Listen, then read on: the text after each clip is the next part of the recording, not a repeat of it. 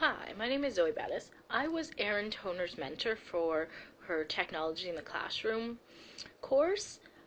I chose to answer her questions using the app Tellgami. Her first question was, how did I first start integrating technology into my classroom? I've always been a big user of technology in my own life, so it just made sense to continue giving my students these opportunities. Erin's second question was wondering what kind of PD and support were available when I first started integrating technology in my classroom. I had the chance to attend PD in my province, focusing on integrating technology into the classroom, and I've also relied heavily on my personal learning network, whether it's in person or online, for help. Erin's third question was asking about the use of technology and whether I use it to assess my students, how often, and how so. I assess their writing on their blogs. It's a great way to provide feedback. We also use the iPads to make movies or other ways to share our learning and therefore assess them. And at least once a week, technology is involved in the assessment process. Erin's fourth question was wondering if my admin was supportive of my use of technology in my classroom and if that increased how much technology I use. My admin is supportive of how I use technology in the classroom, but I don't think it's really increased my use, as I've always used it quite often.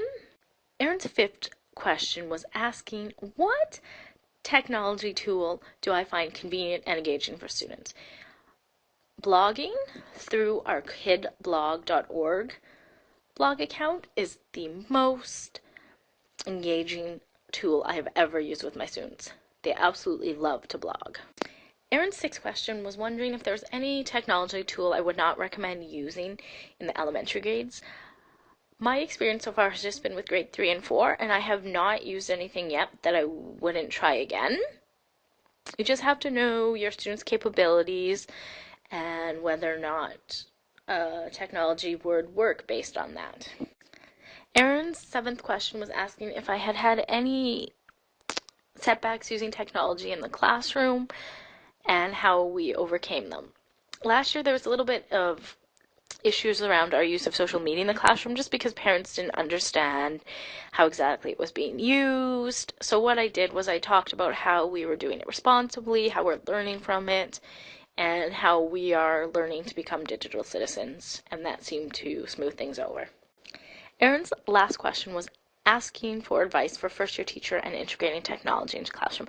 Definitely start with one tool that you're already comfortable with and slowly start adding more tools to your repertoire, and don't be afraid to reach out to your personal learning network to ask for advice or tips or suggestions, and don't be afraid to try new things.